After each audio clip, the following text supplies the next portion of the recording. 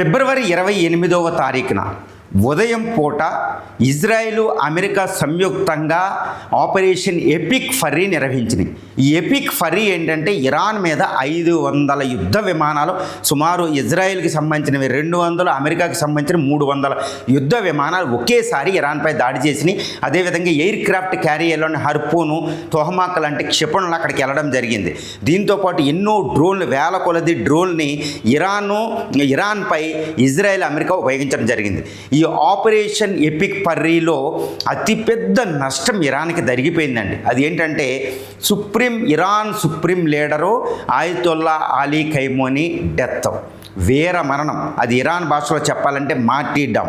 ఈ ఆయతుల్లా అలీ ఖైమోనీ ముందే ప్రకటించడం జరిగింది, నన్ను ఈ యుద్ధంలో తప్పనిసరిగా మొసాదు సిఐలు చంపేస్తాయి, కాబట్టి నేను వార్స్ని ప్రకటిస్తున్నా, ఇస్లామిక్ రిపబ్లిక్ ఓడిపోకూడదు, అమెరికా మీద యుద్ధం చేస్తూనే ఉండనని ఒక చిల్లింగ్ వర్డ్స్ అని చెప్పినట్టు తెలుస్తుంది.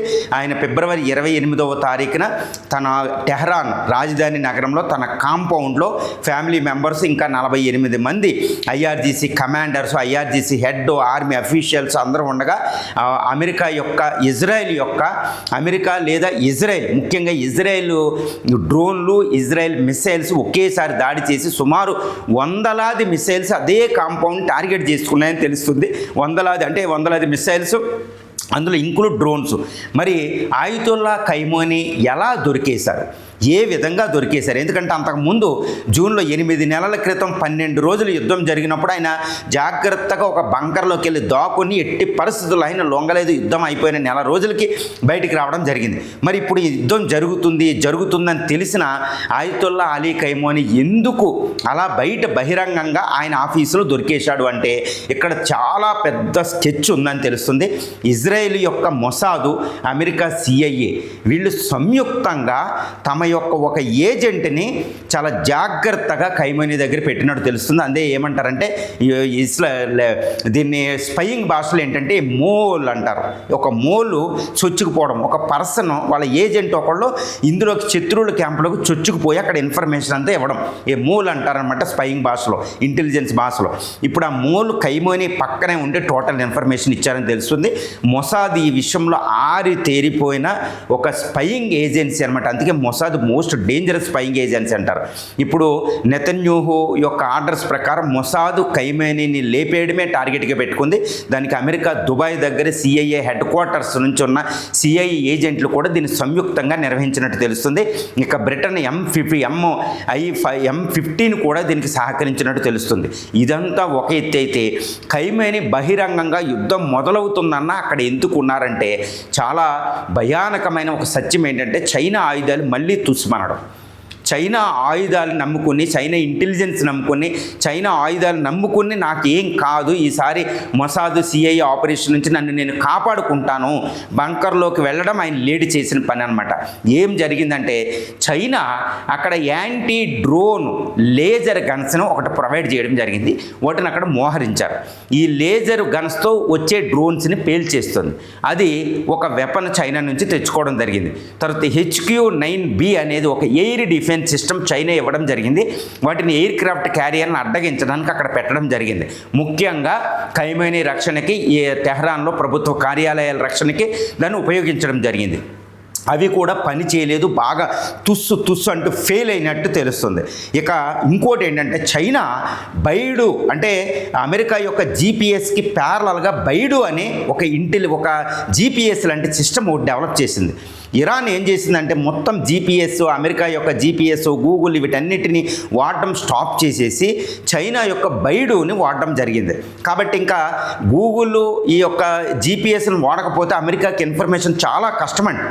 దాని ద్వారా అందుకనే పుతిన్ ఎప్పుడు ఈ జీపీఎస్ని, అమెరికా ఇంటర్నెట్ను కూడా ఆయన వాడరు. ఇంటర్నెట్ అంటే అమెరికా అతిపెద్ద శత్రువు ప్రపంచానికని పుతిన్ అభివర్ణిస్తూ ఉంటారు. ఇప్పుడు ఇరాన్ కూడా, ఖైమోనీ కూడా వాటన్నిటిని వదిలేసి, జీపీఎస్ వీటిని వదిలేసి అమెరికావి చైనా యొక్క బెయిడ్ మీద డిపెండ్ అయ్యారు. దీంతోపాటు చైనా యొక్క మిలిటరీ ఇంటెలిజెన్స్ ఫోర్సెస్ ఇరాన్కి ఖైమోనికి రక్షణగా నిలబడిందని తెలుస్తుంది. దీనివల్ల ఈ Russia intelligence, Russia Baidu, Russia air defence system, ఇది IQ-9B, అదేవిధంగా యాంటీ డ్రోన్ లేజర్ గన్స్, వీటన్నిటినీ నాకు రక్షణగా ఉన్నాయి కదా, పర్వాలేదు బంకర్లోకి వెళ్దాం, లేట్ చేద్దామంటూ ఆయన సమావేశం నిర్వహిస్తున్నారు. ఏది జెనీవాలో డిస్కషన్ జరుగుతున్నాయి. మళ్ళీ వార్ పాలసీ ఎలా ఉండాలి, ఎందుకంటే ఆయన సుప్రీం లీడర్, 86 సంవత్సరాల ఏజు, 36 సంవత్సరాలకి ఇరాన్ ముందుండి నడిపిస్తున్నారు.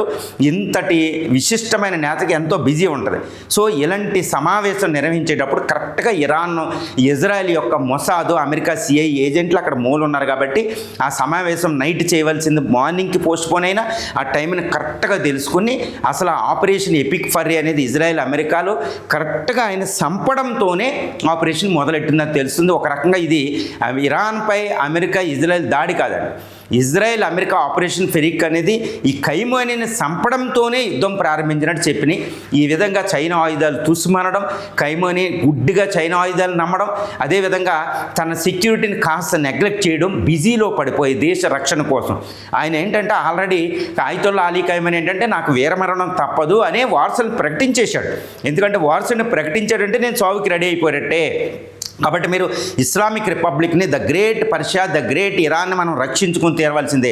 నేను చచ్చిపోయిన యుద్ధాన్ని ఆపడకండి, నేను చచ్చిపోయిన అమెరికాతో పోరాటం ఆపకండి, ఇరానియన్ ప్రజలంతా ఐక్యం కండి, పెద్ద శత్రువు ఉన్నాడు, వాడు మిమ్మల్ని రక్షించడానికి కాదని చాలా పెద్ద వాక్యాలు, ఒక చిల్లింగ్ వర్డ్స్ అనేవి చెప్పినట్టు తెలుస్తుంది. అందుకనే ఆయన మరణానంతరం ఇప్పుడు చూస్తే ఇరాన్లో ఆయన మీద వ్యతిరేకత ఎక్కడ లేదా, వెస్టర్న్ ప్రోపగండా మాత్రమే సెలబ్రేషన్ చేసుకున్నారని. కానీ ఆయన మరణానికి ప్రత్యక్షంగా ఇప్పుడు ప్రపంచవ్యాప్తంగా 200 కోట్ల మంది ముస్లిమ్స్ కూడా ఏకమవుతున్నట్టు తెలుస్తుంది. ఈవెన్ కరాచీ సంఘటన కూడా మనకు తెలుసు. ఇరాన్లో ఇప్పుడు ప్రజలందరూ రోడ్ల మీదకి వచ్చి ఆయనకి సంతాపం ప్రకటించడంలో నిమగ్నమైపోయి ఉన్నారు. ఇప్పుడు అమెరికా ఇంత కసిని, ఈ ఖైమోనీ మరణంతో కారణమైన అమెరికా పరిస్థితి ఎలా ఉంటుందో మనం ఊహించవచ్చు. ఒక బిగ్ స్కెచ్తో ఆయతుల్లా అలీ ఖైమోనీని అంతమొందించారని తెలుస్తుంది.